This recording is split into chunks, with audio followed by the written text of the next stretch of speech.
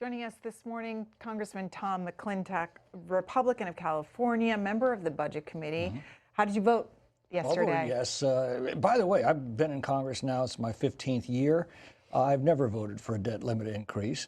I voted for this one because for the first time it had serious measures to reduce the reckless overspending that is undermining our economy and ruining our prosperity.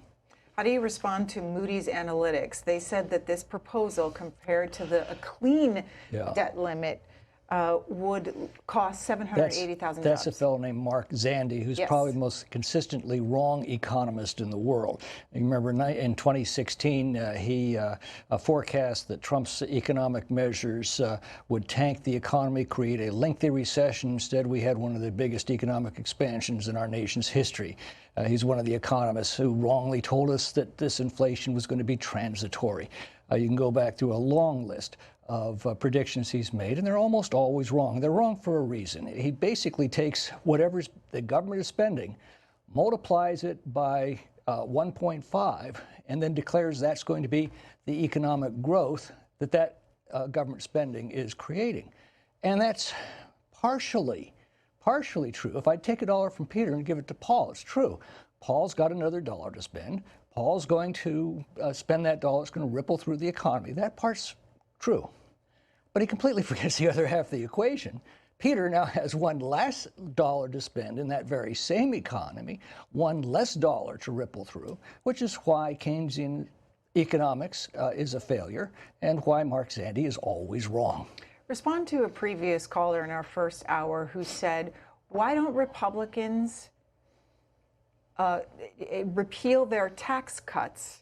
That would raise revenue and lower the deficit. Actually, the opposite is true. Again, that was a Zandi prediction that the tax cuts were going to cost money. But the tax cuts were such an economic stimulus to the economy, combined with the largest regulatory rollback in U.S. history. We actually collected more revenues after we cut taxes than we'd been getting before them. The dirty little secret about taxes is that the rate can vary wildly, but changing the rate doesn't necessarily increase your tax revenues. Taxes normally come into about 13 to 19% of GDP, wherever the tax rate is, within certain bounds. And that's one of the flaws in that sort of analysis. So with Republicans having such a slim majority and the speaker losing losing 4 votes yesterday, that's all he could lose. What power do Republicans have at the negotiating table with such a slim majority with the president to get any of these reforms that they want to see approved in some sort of final piece of legislation? Well, we have the only proposal now that's been put on the table by Congress or the president to deal with this catastrophic debt. And that debt is having a huge impact on people's lives. I mean, we, at the beginning of this administration, printed and spent trillions of dollars that we didn't have. That triggered the worst inflation in 40 years. A number of good Democratic economists, accurate ones, Sumner, Ratner, all warned about that. Zandi was on the other side of that one, too, by the way.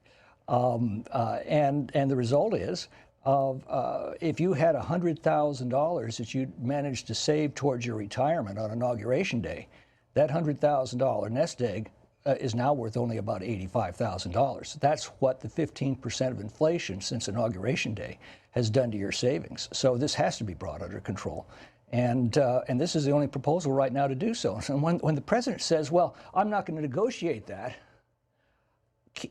he can't be serious. It's the most important issue our country is facing. Why do they think we built that building at the very center of this town with the dome on top? It's specifically and solely to talk these issues out, to negotiate, to compromise, and come to presumably a wise and reasonable course for the nation. So to say we're not to negotiate is simply ludicrous. We're talking with Congressman Tom McClintock this morning. We're taking your calls. Let me give you the numbers. Republicans, 202-748-8001. Democrats, 202-748-8000. And Independents, 202-748-8002. John is up first for you, Congressman, in Easton, Pennsylvania. Democratic caller. Hi, John. Hi, how are you? Morning. I have a few points to make out with the representative here that you have there. First of all, if you want to solve the problems about the debt ceiling, okay, you look back to when George Bush, the old man, was president, and then he left the deficit for Clinton, and Clinton balanced the budget in the 6th year of his term without help from the Republicans. Well, actually, that was with help from the Republicans, but you're absolutely right on that point. And he, then when young Bush come along like an idiot, he destroyed Texas' economy. He decides he's going to start 2 wars and maim and mutilate 10,000 of our troops and everything else, and left with a $10 trillion deficit. You Republicans are always saying the Democrats are doing this. Obama, all he passed was the health care bill. And you people got all bent out of shape for trying to help the American people stay alive. Well, John, this is going to surprise you, but I agree with you on a lot of what you said.